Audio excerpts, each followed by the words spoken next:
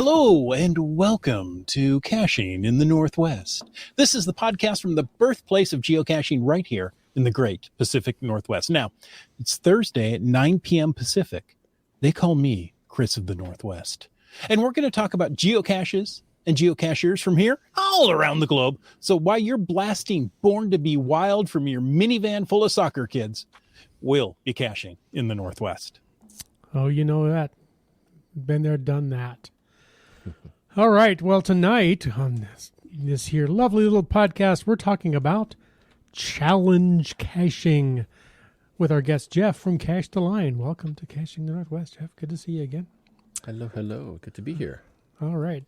As always, live audience, I see the chat rolling by. Why do I even remind you? But if you're new here, jump in that chat, interact with us, with our guests, with each other, ask questions, comment. We love hearing from you. You make the show a lot of fun. Share your thoughts with us, won't you please? So we got Chris there. I'm called Wit's End most of the time. And it's time to bring in our challenging chimp. Some say he's been slapped awake by the rosy fingers of dawn. And others say his is one of the 7 wonder whys of the world. All we know is he's called Land Monkey. I wonder why. I wonder why. No, it's a different song. It is. Yeah. And still smarting from the rosy fingers of dawn, but, you know. Yeah. It's. Does Laura know that Dawn slapped you? Well, she's not surprised. Let's put it that way. All right. And do you wonder why you wonder? Okay. Good. All right. Well, before we jump into any more of that discussion, let's make sure that we throw out our usual quick reminder that we appreciate the support of our patrons who help to keep this podcast coming each and every week. First of all, thanks to Land Sharks, one of our corporate Denali level sponsors, folks. Again, if you're planning to visit Vancouver Island this summer, don't forget to plan a visit to the Shark store. That's 525 Head Street, Esquimalt, minutes from downtown Victoria and Victoria, wherever that is. And of course, don't forget to check out GC5Z4N2 geocaching news. Read all about it. Over 400 favorite points waiting for you to add a few more. Check it all out at landsharkz.ca. And folks, don't forget about our other corporate Denali level sponsor. Well, that is Gold Country Geotourism. Visit exploregoldcountry.com. Learn more about the geotours, both of them.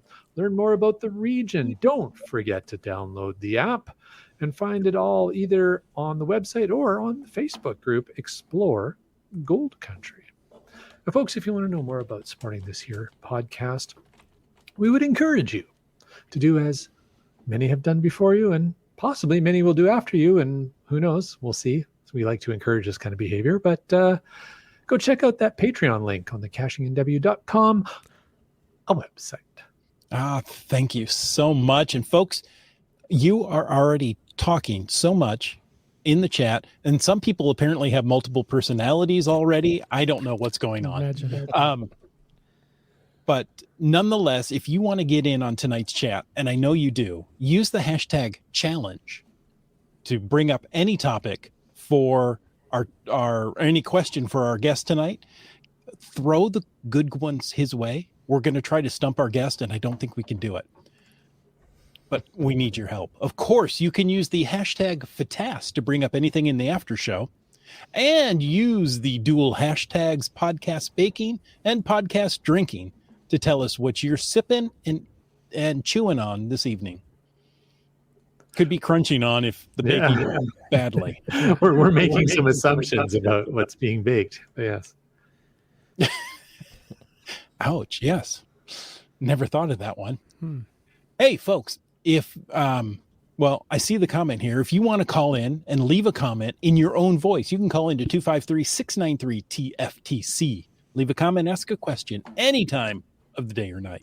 And hey, we know some of you have been hitting milestone finds lately. Yeah. Yes, we do. Where's the call? Yeah. Come on. You can do better. Share it with the community. We all want to know. Good times. All right. So got some news, Chris? we've got so much to talk about. I'm going to jump right into news. Thank you, Land Monkey. This came from the Washington Trails Association on Twitter. It says a Monday through Thursday closure on the Annette Lake Trail will begin July 31st to August 31st. So the month of July, right? Monday through Thursday. Okay, that took me a moment. I'm thinking August. Monday through Thursday is only like 4 days. How come it's the entire month? But now I got it. Like every Monday to Thursday Yes. Right. for the month. Got For it. the month of August. For the month of August. The trail will remain open Friday, Saturday, Sunday during the closure. We appreciate your patience as we partner with Mountains to Sound Greenway Trust and the Washington Trails Association hikers to finish the much needed work. Awesome. So I'm not nice. sure if I've ever done that trail, but it sounds familiar. I have to go check it on the maps. You know, there's a certain cache up at the top there of that. Oh, okay. It's that trail. Gotcha. Yeah. The cache that shall not be named. Gotcha. That one, you know, but you can also use the Annette Lake trailhead to get to the ape cache. Okay. Because I guess I was thinking it's Annette Mountain or Mount Annette or something like that. Annette Peak. Mount Margaret? There's Mount Margaret. Mount Margaret. Oh, so I wasn't even close. All right. Margaret. It was another woman's name. Right. All right. Well, allow me to be your guide in Washington State this weekend. All right. Yeah. As long as you go to some mountain or lake with a woman's name, you're going to be fine. You'll be And fine. There'll by be a cache. golly, please take the essentials and leave a trip plan. You're going with monkey. Well, hey, on that note, I have another related news item, very related to this Okay. particular discussion we're having. Folks, if any of you, like myself, use Zolio as an emergency communications device when you're out in the backcountry, be aware they are experiencing some technical issues right now. It's causing delays in transmitting outbound messages, including SOS alerts, for a small number of customers over that satellite-based Iridium network. The company's actively investigating the problem, working with the network partners to find the root cause and resolve it. So they definitely apologize for any inconvenience, emphasize their commitment to timely communication. Users are advised to ensure they have backup plans for emergency communication until the issue is resolved. They're dedicated to restoring normal message delivery and maintaining their reputation as a reliable and seamless service. But, you know, nothing is a substitute for a trip plan. So start there and then work from there and you'll be all right. But good to know. I'm a Zolio user myself. Haven't experienced any issues with it, but I haven't needed to send an SOS recently. So, Well, that's good. yeah, right. Good stuff. It's one of those things that you hope you never have to do, but it's good Exactly. to know that you can. But I have it. Yes. Yeah. All right. Well, I think that wraps up the news for the night. And It does. we got lots of people in the chat and lots of hosts here all wanting to talk to Cache the Line about challenges. So welcome to the podcast, Jeff. We're glad you're here. Thanks. Good to be here. Thanks for inviting me. And you know, at the top of the show, Chris always says, hey, it's 9 p.m. Pacific. And that's important because not everybody's here on the west coast of the U.S. You're not even close to that, are you? No, I'm about as far away as you can get to it on this continent. And you're not even in the U.S. No, There you still go. still in Canada. So thanks for staying up late. We appreciate the dedication there. Late? It's only 12 after 10. Or 10, yeah, 10 after okay. 12. Okay. Maybe it is late. I'm getting my hours and minutes mixed up. It's very early, actually, for you. Yeah, it's tomorrow, right? Okay. All right. All right. Well, tonight we want to talk challenge caching with Jeff. So first of all, tell us a little bit about yourself. Now, we know you're in Canada somewhere, and that somewhere is kind of east based on the time. But tell us where you hail from and what got you started in geocaching. Well, I think an easy way that I like to explain it is I'm about 50% Scottish, 50% British, and 99% Canadian. I was born in England, but moved here when I was just barely a baby. But for geocaching, I started in 2009. I was looking for games, and somebody said, hey, you should try out this geocaching thing. So I picked up this mobile game to try, and then a few days later, and never look back. Yeah. I just love the adventure and the activity itself. I think it was really the challenges that hooked me. In the first year of geocaching, the first major challenge I completed was the Tequila 81 grid, which is pretty much the same as the California Fizzy, but for 2016, I think is the year. Something like that. Basically, completing a Fizzy with caches placed before a date, just like California Fizzy, but a little easier a couple years later. So this doesn't involve taking 81 shots of tequila? No. No, I'm not. But I think some people do that when they complete that challenge. They will take some, yeah. No, the cache owner is Tequila. That's his name. Yeah. So it's Tequila's 81 challenge Fizzy grid. Like the bar was set with the first 5.5 cache that I ever found, which was GCWD 13 out of Seattle. And that really set the bar for a true 5.5 experience. And so I don't think anything's truly reached that experience just yet in the 5.5s. Wow. Nice. Well, Jeff, we've heard that previously, which is why we kind of themed this episode on the topic, but clearly you're also sharing with us now that you are an expert on challenge caching. But maybe what we could do is for some of our listeners who might not be fully aware of all the details of what challenge caching means. We talked a little bit there just about Fizzy challenges and such, but can you maybe define what a challenge cache is? I kind of like to look at challenge caches as a personal goal-oriented layer over top of geocaching, kind of like geocaching is over the real world, as we like to call it, or like the cache line is over life. There's so many caches to find, and it can become come repetitive after a while. It's like if you get out caching a whole lot, then you're just finding a whole bunch of caches, and quite often you find people just kind of skipping them because it's just your regular mundane cache, and you're going for another target, and so it can be kind of repetitive in that way. So we tend to look for other ways to entice ourselves in the hobby. What makes us get out there and find more caches, and that's usually what we tend to target on, whether it's like paddle caching or tree climbing or hiking or camping. There's something that we enjoy about it, and so that's what entices it, what we enjoy most about the hobby. So for me, it's goals and challenges, directed missions over the worldwide game board. If there's something to aim for, then that's what entices me.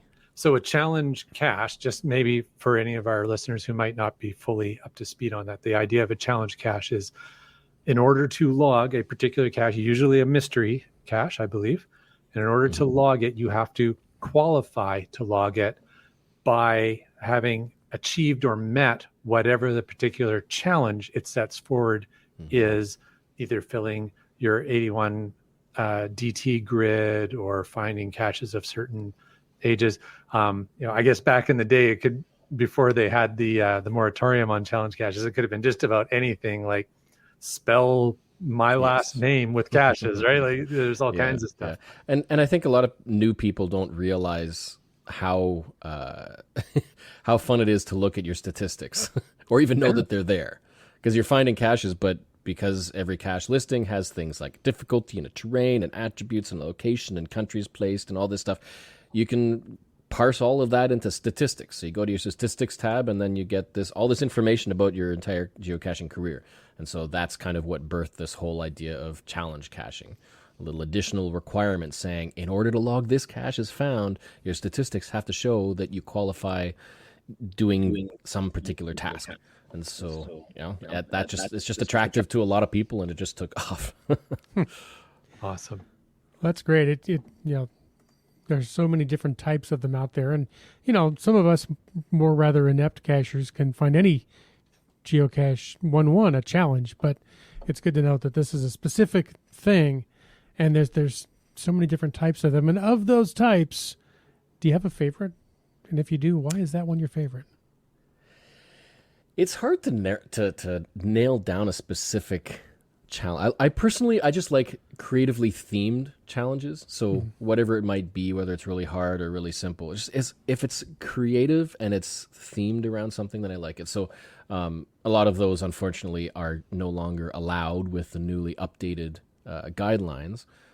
Things like, completing A to Z, geocaches that start with A to Z, or completing a pattern in the GPS coordinates on the planet, or something like that. Like that's the kind of stuff that is endlessly creative, but people just didn't like them because they're tedious to track and all this stuff. And so that was part of the new guidelines that basically limited it to your statistics have to show it, and that's it.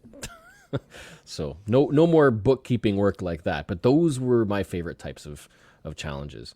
But they were accessible to everyone as well. Like it wasn't like it's easy it's not like a challenge where if you have 10,000 fines you qualify. It's like it's something that everybody can work towards, whether you've got 1,000 or 10,000 or 100,000, because they're still all out there. So it's the things that you get you examining what's out on the map. So yeah, like if you get this challenge that says find a certain type of geocache that's out there, then you have to get onto that map and you have to go searching around and finding things. And that's kind of another form of exploration and discovery that I kind of like, especially when you're on the road. Yeah, and creativity always rises to the top, I've found. Yeah, without a doubt. Wet Coaster asks, how many challenge caches are there in Ontario? And we just happen to have an answer from Bryling, who says there are 1,544 with the word challenge in the name, but of those, only 1,473 have the challenge cache attribute. Now, we assume you've done all of those already and are moving on, but with just that sheer number of challenge caches in the area, how do you maintain your list of challenge caches? I'm sure you're working on multiple at a time. How do you keep track of all that? They're on my list that I just pulled up. I have a bookmark list, and or a search bookmarked, and based on that, I have at least searching by Ontario, cache type, and the attribute. So not even with challenge in the title, just by the attribute. There's 1,476 active challenges in Ontario.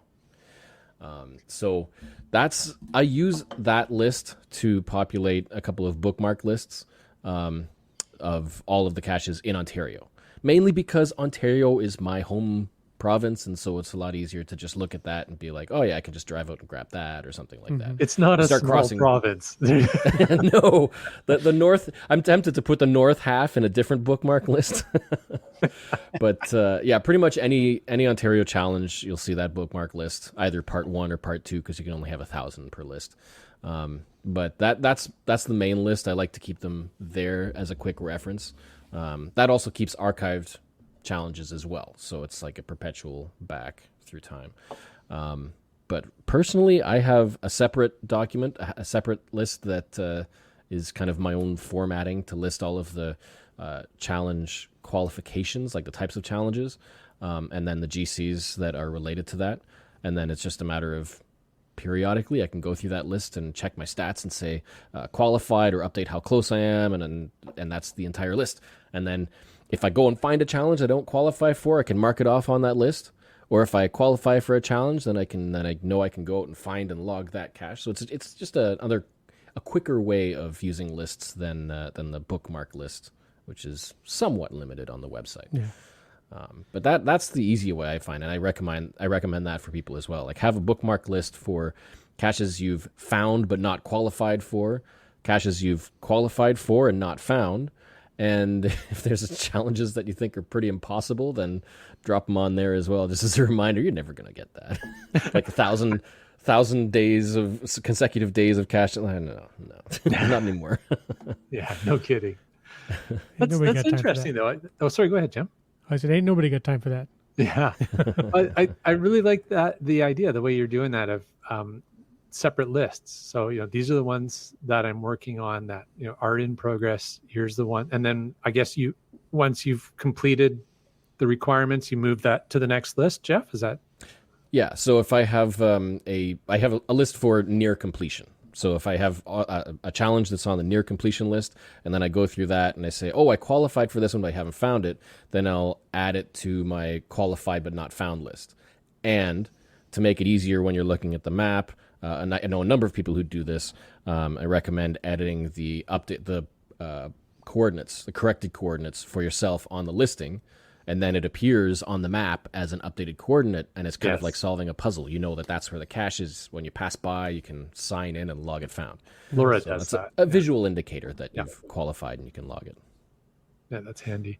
We got some great questions for Jeff popping up in the chat. Did you want to grab This one someone, from Chris? Doramore I thought fit to what we were just talking about. Yeah. Okay. She says, I don't like it when challenge caches become moving targets. The cache owner shouldn't be allowed to change DT ratings or attributes once a cache has been found more than once or twice. Interesting. Now, is that referring to the qualifier caches? So, like, say you're trying to complete a fizzy grid, and then you're like, you're one DT away. You go and you find that DT, and then suddenly there's another hole way over there, and you don't know what cache it was because somebody changed it. Yeah, that's annoying. That's Project what you GC has a solution Yell to at the that. though. cloud. Yeah. Yeah. Yeah, Well, Project okay. GC keeps a record of all of the updated difficulty and terrain. So you can, I think, if you're a premium member of Project GC, you can use that tool to see what changed, and then beg the challenge owner to let you qualify because it was there when it was there. Yeah. According to his picture here, the Dread Pirate, Kid Vegas 19, says, do you use Project GC in tracking all of your challenge caches? I don't actually use Project GC to track the challenges. For the statistics, it's interesting because yes, they have on your Project GC stats, there is a tab for challenges. So you can take a look at that and then see of just the challenge caches that you found, what your statistics are. I think it's possible, I believe, to have a challenge based on the challenge cache DT grid. So if you found all 81 difficulty and terrain combinations as challenge caches, then you could qualify for that challenge. Wow. But that's a little it's getting pretty Inception meta going on there. Yeah. Yeah. But apart from that, no, just bookmark lists in my own list. It's the easiest Well- way. I mean, everybody tracks their own stuff different ways. People who love pen and paper might keep a list on their fridge or something. We know people know that use notebooks. Exactly. Keeps a notebook on them at all times for just Yeah. such a purpose. Some people juggle geese. I know Project GC will do a challenge checker for you if you're a premium Project GC member. So it'll go through and run all the project or all the challenge checkers it has available against your finds and show you which ones you qualify for. Yeah, that is a handy tool. You could use that if you're a premium member. The thing with Project GC is there could be a delay. If you're premium, there's not as much of a delay as opposed to if you were to just hit the check my stats button immediately. Right. Yeah, it's kind of a background passive auto update if you're a premium member. It's handy because if you're going to a new place and you see a challenge cache and you go to that page, it might already tell you if you qualify or not, which is kind of handy. But it's a passive, nice little bonus for premium. And we've pulled up here on the screen for those listening at home or wherever you're listening and you can't see the screen. But Wet Coaster referred or mentioned what you were talking about just a few moments ago with Project GC, Jeff, where you can track if somebody changes the DT for a cache you've found. He notes it is a premium feature. It's on Project GC under Tools. It's called DT History. So if you want to play around with that at home with your premium membership to Project GC, because of course everybody needs a premium membership to Project GC. It takes a little getting used to the result on that list because there's so many different ways that the DT history can be shown. Because it's like if you've already found a cache, it can tell you whether what the DT was at when you found it, and whether it's changed since then, or whether it changed to what you found it as, and all the variations of that as well. So it takes a little bit getting used to figuring out how to read the list, but it's so handy. I hadn't thought about that, but yeah, I see your point. Yeah. All right, so you're really organized with lists for all these challenge caches out there. But as we were saying, things change. You know, you find a hole in your fizzy grid. Is anybody that's tried to do a blackout challenge knows that sometimes you turn around and all of a sudden that area is not blacked out anymore. So new things come up, and that's one of the things we love and frustrate us about the hobby. How do you find new challenge caches? Do you have a particular search method that you use, or I don't know? Well, I generally, like I said, I keep the a list of challenge caches in Ontario because that's the easiest accessible for me. But to do that, I just have a bookmark, like a URL, a web page bookmarked of the search results. So I just went to the advanced search and added filters for location, obviously, but changed the type to a mystery and the attribute for challenge cache, and that's it. Because now challenge was required. I don't believe challenge in the title is required anymore because the challenge attribute is required, and that was retroactive. So yeah, you could just search for challenge cache attribute, and then you get that list. And because it's all those filter options are stored in the URL, then you can just add it to your browser favorites or bookmark, and then come back to it every so often. Great. So the other way that I do it now, to find out if there's any new challenges within Ontario, because that's just for all of them, I have an additional filter option set for a few things. I've got, for myself, I've got not found by me, caches without personal notes, and original coordinates. And so with those three filters on, now every time I come back to that list, I will get just all of the new caches that I haven't looked at yet. And that's when I'll say, okay, add all to the Ontario list, because these are all caches that haven't been added to that list yet. And then I'll go through one by one to see, okay, how am I qualified for that? Am I qualified? Am I near? Is it something I'm never going to do? Add them into my own lists, and then that list eventually will be cleared. And then, then I know that there's nothing else new. So that's how I catch everything throughout Ontario. Okay. It doesn't get archived. That advanced search doesn't show archived caches, which is fine. But right now there's, I haven't updated the list for a while. There's 40 new challenges in Ontario since yesterday, June 15th. Wow. List I haven't looked at. Boy, people like putting out their challenge caches there. Southern Ontario is insane for challenges. Yes. Ah, good to know. Good to know. Yeah. I had a question in the show notes, but we've already addressed it, and that's about how you track your progress. And you've explained your list system, which is really cool. I think I learned a new idea that I might try applying myself. Jeff, thank you. And the other benefit that I didn't mention is if you do that your own way, then you can do things like highlighting certain challenges. So if I know, like, say there's a mega coming up in some state, then I can go through that list and be like, oh, there's a challenge that requires finding caches in this state or X number of states or something relevant to that. Then I can highlight that and say, okay, focus on this for this trip. And so for some of these trips, I've just gone through the list and been like, okay, these are the 5 challenge aspects I should focus on, and then I can search for those and then add that to an itinerary, a trip bookmark list, and all that. So that's another way that it can help, because you can actually customize your highlighting and focus however you like. Yeah, very cool. Well, we had a few more good questions from our live audience for you. Why don't we jump to that one from Wino Seattle? Go ahead, Land Monkey. The question from Wino Seattle, directed to you, Jeff.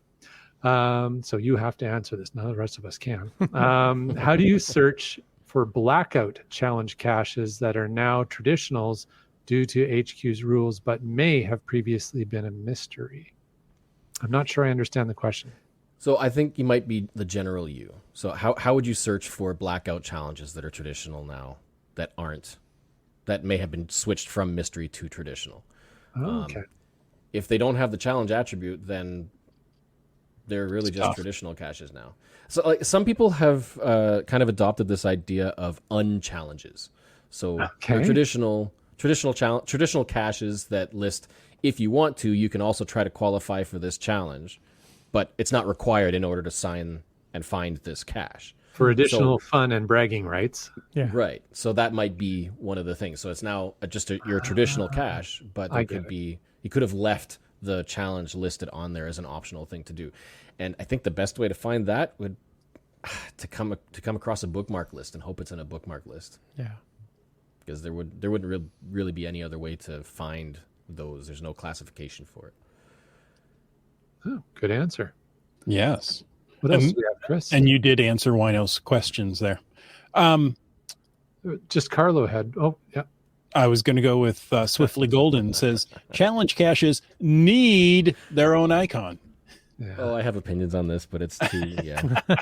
I'm glad they have the attribute now. I think that really, really helps. Yeah. I think HQ went with the most reasonable option.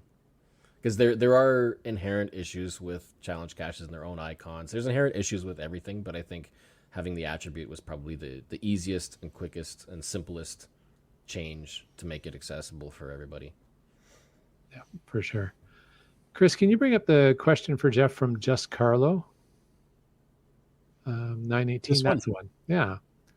So Carlo would like to know, Jeff, what was the first challenge you completed and how long did it take you? That is a good question. I'm not sure if the archive challenges are required to have the attribute, so I'm not sure how I would actually search that, except for, well, I don't know, maybe I may have added it into my qualified bookmark list. So it may not be the very first one you did, but it's the first one you have recorded in your list. Yeah, I feel like it would be that tequila challenge. Okay. The one that kind of got you started right out of the gate. Yeah. Where's my first? I've got 2 lists of qualified. Okay, so sorting by last found 2010. Oh, DT Bingo Challenge. Bingo. Ironman Cache a Day. Oh, maybe the tequila. Okay, tequila. So to the Earth Cache Challenge. Where is it? Maybe I didn't find. Say, just finding our way says Project GC has a total list of challenges logged. Right. Yes, that's another way to look at it. Just saying. That's all right. We won't put you on the spot too much longer on that, Jeff. But if you happen to figure it out, our audience would love to know. Well, while you're looking, I need to find it now. Yeah. So tequila's 81 proof challenges GC11PZW. Okay. If anyone wants to look it up, it's still alive. It's still active out there. Wow. Kitty Quest says I like the creative types of challenges too. It's a bit more interesting trying to get all the pieces to fit. Mm-hmm. Those are the ones that are a lot of bookkeeping. I think they're called bookkeeping challenges. Yeah. Genies has a great question. And this may be more of a reviewer question, but Jeff, we'll see if you've got some thoughts on it. Genies says, I want to place a challenge cache, but I can't easily find 10 others who have done it, or 10 other people who would qualify. Because I believe one of the criteria in order to have your reviewer publish your challenge cache is that 10 people in your region defined by reviewer, must also qualify for that challenge. I think that's the policy. And each region may be different. The reviewers might have different, but I think generally, most regions are yourself and 10 other people. Ontario is huge, so there's been a lot of discussion about whether that's a reasonable requirement. But I don't know, to find those. All I do is I go to Project GC, and then sort by people who have the most finds within your region, and then run through the checker with the top 10 people and just keep going until you find 10. I think that's the first and easiest way. And I mean, that might change depending on the nature of the challenge, but right. Yeah, that would be the easiest way, I think. So if somebody else has already written a checker for the type of challenge you're trying to do, it definitely makes a lot less legwork for you. Well, yeah, because now you're getting into the process of how to create a challenge cache, and generally, if you know that the challenge you want to do is allowed, then you can go to the Project GC forum and ask somebody to write up a script, and then you have a checker before the cache is even published. So you have a checker, you can run your tests, and then that's the evidence you'd send and then publish to the reviewer. That'd be the general process. That was the question I was thinking of, is do you create your own challenge checkers? No, I would like to. There is a new, well, not a new, but a person who writes checkers, who is a script writer for Project GC, Hugh, and he just moved to my area within my city, and so it's great to have met him. And he just moved from my area to your area. Yeah, I know exactly who you're talking about. He's making a name for himself, because all of these recent souvenir challenges from HQ have not had checkers, and he's just been pumping them out for people. Good for him. To watch their progress. So yeah, no. I think script writers can be invited. I think you can have new script writers right now. But you have to understand the language, the Lua language, to write script. And that's the language that Where I Goes are created with. So it's not too hard if you're a programmer, and so it would be nice to be a script writer. But there's so many now, it's not a huge issue. Now he's back here again. Hugh, I've been wondering where you got to. Well, I believe, without tipping anybody's hat too much, I believe he's attending school in your area. But his family lives here. Yeah. There you go. Good for him. That's awesome. Spreading the joy around. Yeah. Were there any other questions from the live audience? I think we ran through most of them. Did we?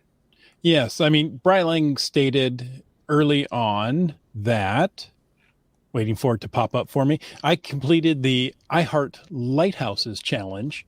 That's GC for Papa 2 Yankee Hotel. It required 12 caches near lighthouses in Washington, Oregon, or one of the 5 different regions. I finished with finds in PIE, PEI. Sorry, I'm ready for dessert. You just want to say pie. I know. Yeah, I just wanted to say pie. Prince Sorry. Edward Island. I was going to say Prince Edward Island. I thought, no, that's just too formal. Nova Scotia and New Brunswick. There you go. And I or feel Nova like that Brunswick and New Scotia. One of those two, yeah. I think that's a pre-moratorium challenge, because that's kind of subjective. It is. What's near a lighthouse? Yeah. What's that distance? It's a challenge out here. And we've enjoyed doing that one, but yeah, because it's fun, right? Because it's like, okay, I've got to go find caches at lighthouses. Oh, cool. All right. I like going to lighthouses.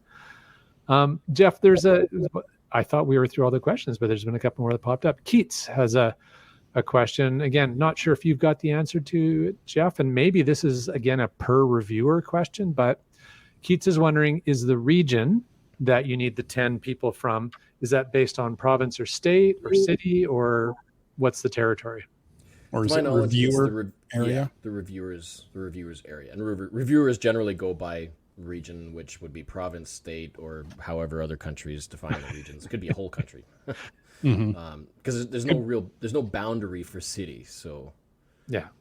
As far as I know, in Ontario, the reviewers sometimes divvy up areas of Ontario. So they might do certain cache type, publish or review certain cache types in Southern Ontario and Northern and Eastern, but yeah, they still all handle the entire province. Makes sense. Very cool. Good question, Keats. Wonderful questions tonight. I found the first challenge cache, and it was a DT bingo challenge, which makes sense because you just have to find one line on the DT grid. Okay. Right, to get a bingo on your card. Gotcha. Okay. Yeah. Fun. It's a little more than regular bingo, but same idea. Same concept, yeah. Now, Jeff, I understand that you've got a special project you're working on as well. Can you give us the 30-second elevator pitch? 30 seconds. Can I speak really, really fast? We'll talk some more about it, but if there's like an elevator pitch to just help everybody understand what we're talking about. I wrote a small little thing. Let's see how fast I can get through. Okay. What is it that draws you into geocaching, that keeps you going? What entices you? What thrills you? Why? We all know that feeling, the excitement and rush of the find, of the satisfaction of success. It's not just a feeling. We all know that once you're aware of geocaching, you can never go back. Well, there's said to be another layer, another dimension which connects it all together. We travel from cache to cache, waypoint to waypoint, and place to place, a line moving on as we live our lives. And each bump, each spike of success, every smiley nudges us, pushes us forward. Just one more. That is the cache line. That is the effect of the cache line that we feel. And there's a hidden power there that we can tap into now with the cache line cipher disk. These coins are forged in the deepest recesses of reality, and when powered and coupled with the necessary accessories, they can harness various aspects of the cache line dimension by deciphering strange glyphs and codes that may be discovered straddled between there and here. We don't know what could be discovered or unlocked with proper use of the discs, but only time will tell. Very well done. I got a real Twilight Zone vibe from that. Now, did Chat GPT summarize that? I got a sense that was Jeff's creativity in there. It I'm was trying really to well get done. my speaking voice in there as well. Well done indeed. If you Very give cool. me- So, so the project, kind of going off the elevator pitch there. The project you're talking about, Jeff, it sounds like it's something physical, something tactile that references our experiences as geocachers. Is that a? Yeah, it's at the very least, it is a collectible geocoin. Okay, That's what it is. that's the minimum. ground level that we're going to start. That's the ground level. I wanted to make sure that it was something that could appeal to people who just like coins. So that's the ground level. But yeah, it's more than just a coin, as I like to say. There's because it's a cipher coin, there are elements to it that can be used in puzzles, and so you can use it to create puzzles, or you can keep it on hand when new puzzles might pop up randomly, or be sent, or be discovered, and who knows what they might resolve to. There's more coming. Like this is phase 1 of Project EGA, which is something that I've been working on for a few years now. And so this is kind of phase 1. This is the coin aspect that is going to be leading into a whole lot more as the months roll on. Things are rolling now. Things are moving forward. Very cool. Nice. We have just Carlos that he ordered his cipher coins earlier today. Excited to receive them. Mm-hmm. He went with the upgrade, the full set, the quad array. Nice. And Swiftly Golden. Also can't wait to order the coins. Awesome. Yes, this is a little different because sometimes you already have the coins and you're just selling them. This is making use of Indiegogo, which is a crowdfunding platform, kind of like Kickstarter. And the reason I'm using Indiegogo instead of Kickstarter is because with Kickstarter you can. It's kind of like for projects where you're developing one thing and you need all of the funds in order to move forward. So it's an all or nothing sort of thing. If you can hit your target, your investors or whatever are happy, and then yes, the project is a go. Indiegogo is kind of like it has a system that's more optimal for more granular stuff. So you're making a whole bunch of things, and you need to know how many should be made. That's a good context for this. So pre-ordering. Basically, yeah, in a way, they still phrase it as you're contributing to the project because you're trying to fund it and make sure that it can move forward. Gets off the ground, yeah. Yeah, in most projects on Indiegogo, the perks are the product themselves, right? Usually with some kind of benefit or bonus that goes with them, just to help people feel like they can contribute and make the project work, but they're getting the product as well. Mm-hmm. So that's it's not an all or nothing, which is nice because all I need to know is for this at least first phase, how many orders to place, how big of an order to place. So all of these are considered orders. You're ordering, you're placing, you're paying right now, and then at the campaign end, the order is going to be placed for minting whatever is needed and producing whatever is needed in order to fulfill all of the orders That's contributions. awesome. I'm seeing in the chat lots of people saying that they've either ordered or are ordering, which is fantastic. I have been very fortunate in that last month I had an opportunity to Laura and I had an opportunity to sit down for lunch with Jeff, and he explained all of the thought process behind this. It was fascinating, and I got to actually hold on to a prototype. So I was really lucky.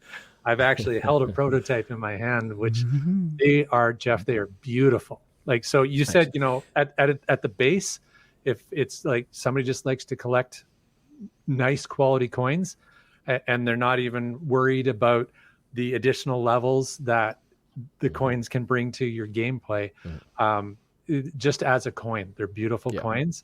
And I'll throw another plug in there. Jeff and I talked, and I do have a special offer if you order through not through me, but there's a link that you can go through my web page and content there where you can. How does that work, Jeff? If people order with my promo code? Yeah. So there's a link that'll take you to the campaign page, and then in the sidebar there's a secret perk, special exclusive perk that gives a little discount on one of the coins, and a little extra bonus artwork as well that can come with the coin mount, the thing that's going to come with the coin, and so it's kind of like a referral bonus. Right. Yeah, absolutely. And I I love to support other creative people who are doing neat things like that. So, and you can still mix and match of the other ones as well. It's just you need to order with that particular perk to start off, and then they have add-ons, so you can add on everything from single coins up to the full set if you want. Nice. Now, Land Monkey, when you held those coins in your hand, did you feel any sort of mystical power? Oh, indeed, did you have did. greater insight into the geocaching puzzles? It was like challenges. Oh, like the room went dark for a moment, and I mean, it was a bit of a darker room, anyways. But I did not have that much to drink, so that wasn't related. I will add the other nice thing about these coins is that I was working with Chris Mackey, so I have to make sure that he's in there. Chris Mackey is the primary designer of these coins, so I worked with him, since mid to late last year, going back and forth on designs to make this work. And I think I described some of that in the campaign, but working with the Mint to come up with something that works. But that front face, kind of show it on here. I'm not sure if it's going to zoom. It might not focus right. I might need to reset it. But that relief on the front face, you can also see it on the campaign page. He came up with that and made it basically like a realistic portrayal of the Cache the Line logo, with the various terrains and stuff. So it's nice. It is nice.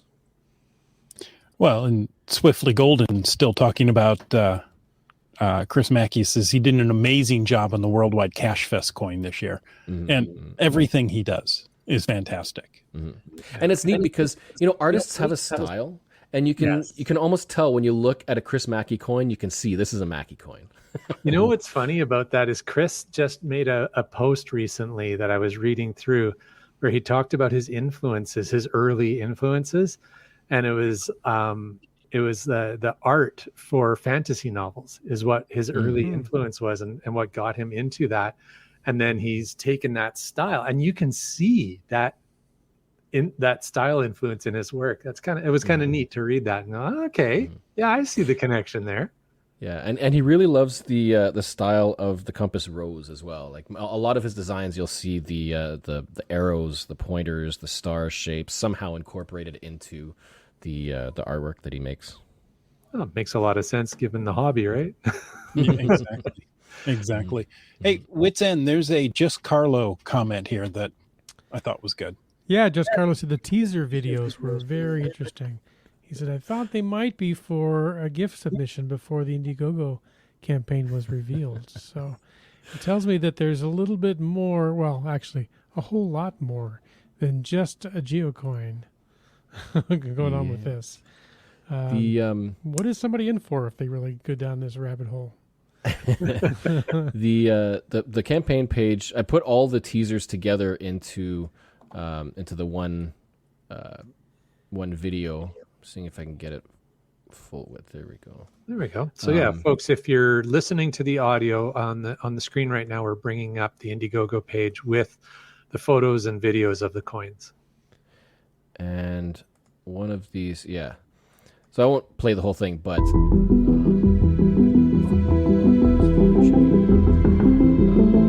these pitch videos tells of a place where it's said that happiness abounds. So it's basically highlighting the 4 different coin variants. There's Earth, there's Life, there's Sense, which is the dark, glow in the dark, and Quest, which is the golden one. The Quest teaser was the fun one to make. Yeah, I used a phone. That's my footage. I took my phone, stuck it under the water, and filmed slow-mo. Nice. It looks pretty sweet. It was neat. It was the first time I tried something like that, and it worked out nice. Yeah. So which lake are you stepping into, Jeff? It is actually, it's called Singing Sands in Ontario, and it is just this vast, very shallow beach. And most of the time, if you visit, it's just, you can walk out probably a couple kilometers just up below your knees of water. Nice. And so it's pretty popular for people just to have, well, a lot of beach fun. But it was perfect for this. That's awesome, man. Very cool. So if folks want to see it, the links are there. And yeah, check it out. See if it's something you want to personally invest in and support Jeff's work here. Yep. And this is also, I was also going to say, like, this is why I wanted to provide something that was collectible, because the different types of coins get higher on the scale of price as well, because they'll offer different things and more exclusive things, trying to add some value to stuff. So some people might look at it and be like, I don't want to pay that much for a coin, which is why there's a collectible version. But if you're going for the full set or other coins, then in a way you're buying into, investing into, supporting all of the stuff that's going to be coming in the future. So there can be other physical things rewarded for solving ciphers and prizes and stuff. And so I want to make sure that there is value in stuff that you're paying more for. You're not just paying more for another coin. You're paying more for all the stuff that's going to be coming. Because I also mentioned in the pitch, in the description, how before geocaching, I was kind of involved in what was called alternate reality games. And it's basically like making use of multiple platforms, cross-platform storytelling, very creative storytelling. And so that's kind of a lot of inspiration for a lot of the things that I've been doing with Cache the Line. Every year around Christmas, I've had GeoVlogmas and GeoPodmas, which kind of turned into more than just geocaching videos, but having an arc, a story arc develop. And so all of that is tying into this. There's like a story world being developed, and it's making use of multiple platforms, multiple media, just to try to provide this all-encompassing geocaching-themed experience. And so this is the first phase of trying to move forward with that whole idea, that whole vision. Wow. That's really cool. Yeah, Lots to really take in and percolate, but yeah, absolutely. And I'll relate it back to Project Ape, because everybody knows the ape caches. Project Ape was pretty much the exact same sort of thing. It was what it eventually came to be called transmedia storytelling. It was promotion for a movie that was making use of real world things, geocaches, partnering with geocaching.com to create this series of very limited exclusive geocaches around the world. And I wasn't caching back then, so I can't remember the details of how it played out. But yeah, there was a story that was unraveling, which led to the discovery of these geocaches. And the first people got there, and they prizes were things like assets from the project, the Planet of the Apes movie, like props from the set and stuff like that. So that was the culmination of that project. And so I'd written an article about that, about how geocaching is one of the tools that can be used in things like alternate reality games. Right. It's a really fascinating space, and it's just really fun and exciting to be able to do more like that now. Very cool. So, go ahead, Chris. No, I was going to say that's fantastic. APE is actually an acronym. It's alternate primate evolution. So, I mean, taking the Planet of the Apes, but putting a different spin on it. So that that created a great little backstory, and I'm sure these discs are going to be even more intricate than that. And the last couple of updates, or a couple of recent updates, have touched on a little bit of the puzzle aspect, because I haven't mentioned yet, but essentially the way it works is there's the coin, which has a recess, which can use hold path tags. And it can be any path tag really, but in this case for the cache line stuff, they're called cores, and those are the things that power the coins and tap into the power of the cache line dimension. And so you have the disk and you have the core, and there's also the actual puzzles. And so you've got these glyphs, these images that somehow relate to the coin and the stuff that's on the coin, on the back of the coin, made use of with the core and the path tag. So you use those together to solve a glyph, to resolve a message or a puzzle, and then eventually there will be a website where you can put that in and redeem for whatever happens when you resolve that puzzle. Super creative, Jeff. Yeah, really high quality. Well done. Yeah, they're beautiful coins for sure. But just from the aesthetic themselves, but then as you're sharing, there's layers to add onto just the aesthetic, which is fun. It's great and so creative. So Jeff, once again, if people want to get on board and order their own set, where should they go? They should go to the easy way to get to it is cachetheline.net/artifact. Artifact.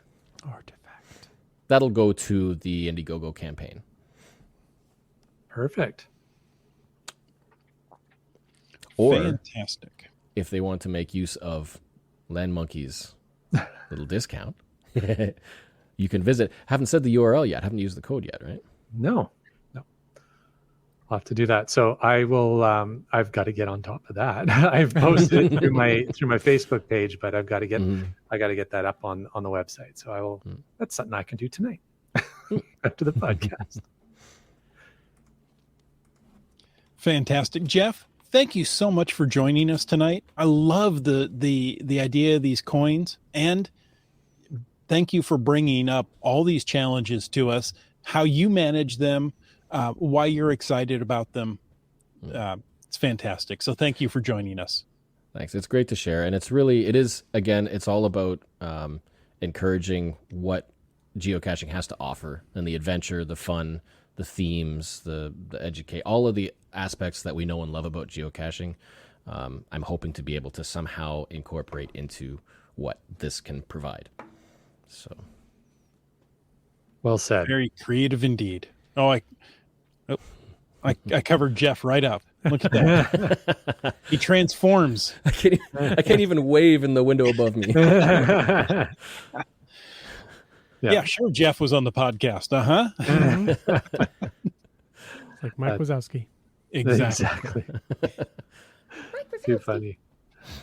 So so thank you very much, Jeff. And of course, as we wrap things up tonight, we want to take a moment to thank all of our sponsors. For sure, we want to thank Land Sharks and Gold Country Geotourism, our corporate Denali level sponsors. Landsharks.ca is the outdoor adventure and geocaching store. Check them out online. They're shipping those online orders daily. And for absolutely amazing geocaching adventures, check out exploregoldcountry.com, and don't forget to download the app. We want to thank all of our faithful Denali level supporters. That's Land Sharks, Gold Country Geotourism, Team Squirrel, Groovy Owl, Cool Cow Cachers, and Cashly, the geocaching app. Folks, if you want to know more about supporting this here podcast, make sure to click on that Patreon link on the cachingnw.com website. Just like Ackerdoc did. And Skyhawker. We're out of order. Chris started and that's right. That was my fault. All right, let's start over again. Let's start over again. We could start over. I could say Ackerdoc. And I'll say Skyhawker. And I'll say Subway Mark. How about geocaches? Logwork. Core's got. Doramore. RAR 285. Ari 54321. Broncos fan for life. CRS 98. Active in the chat tonight, just Carlo. GeoNav Pro. Also active in the chat tonight, asking good questions. Genies. Green words. Kev MacD. Also in the chat, Seabeck Tribe. Mountain bike. Limax. Boomer 365. Segehov. Alarobrick. MC3 Cats. GSM times 2. Buenos Seattle. So I'm in the chat too. Oh, Flagman. J-Car. Peach of Washington. Kitty Quest. B Pendragon. Wet Coaster. Kid Vegas 19. You, Dak. LG 9000. Utox 2 Rocks. Gas Station Tuna.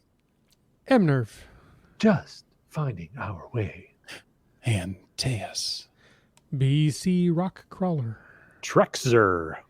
Team Noltex. And closing it out with the Camp Clan. They're always closing it out. Yeah, they're great.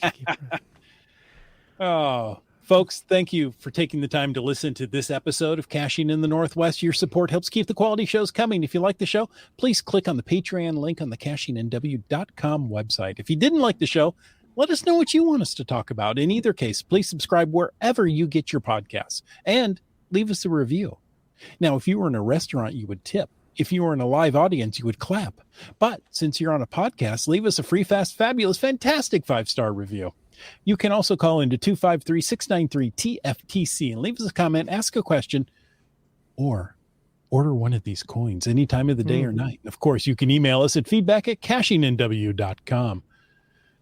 Join us every Thursday night at 9 p.m. Pacific for a live show and even livelier chat. The show is produced by Chris Umfenauer, Jim Paulwitz, Jay Kennedy, and Brian Lang. It's licensed under a Creative Commons Attribution 3.0 license, copyright 2023 by Chris Umfenauer. And folks, I ask you to stay tuned for The After Show.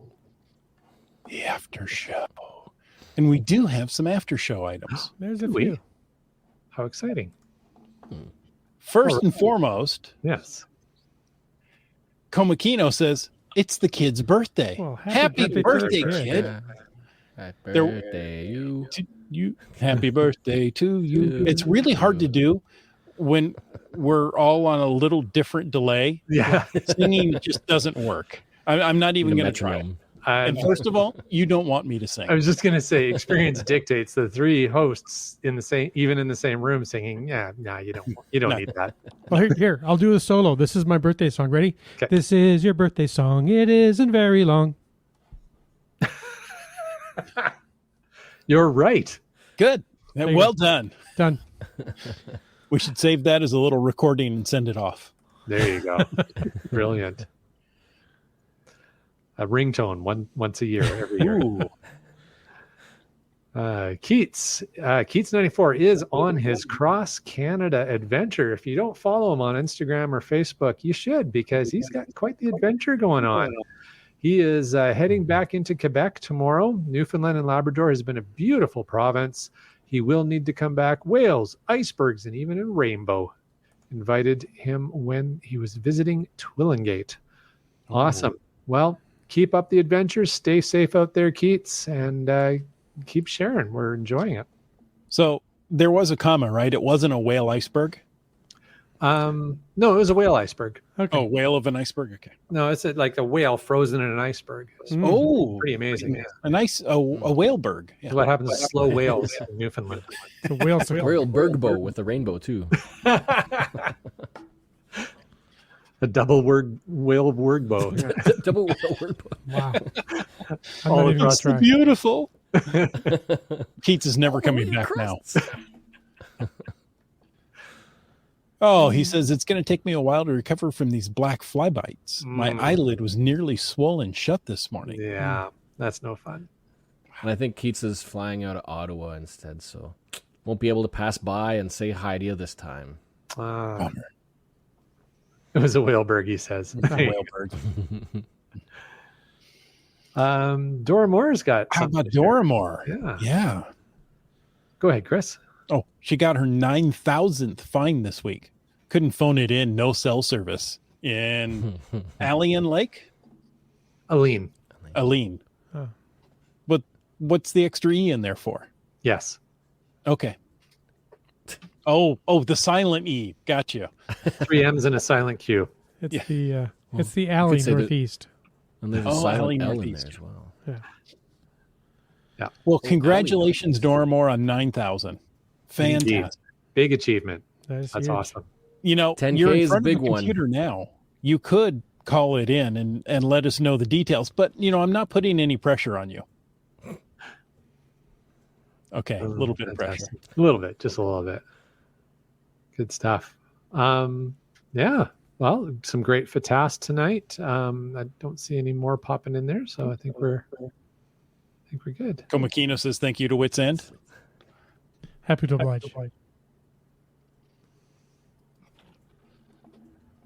Cool. Mark Wahlberg. Nice. Nicely played.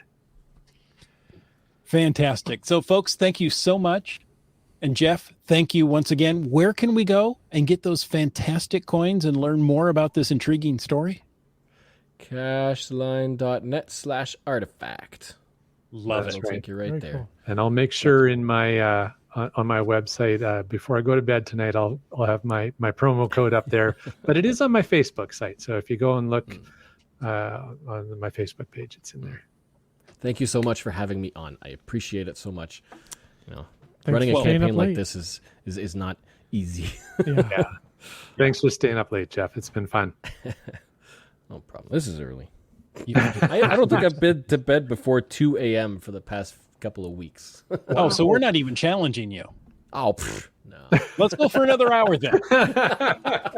There's a 2 o'clock in the morning too. No kidding. There you Awesome. go. Skyhawker Thanks. says Thank order you done. so much, Dick. Yeah, that's Fantastic. great.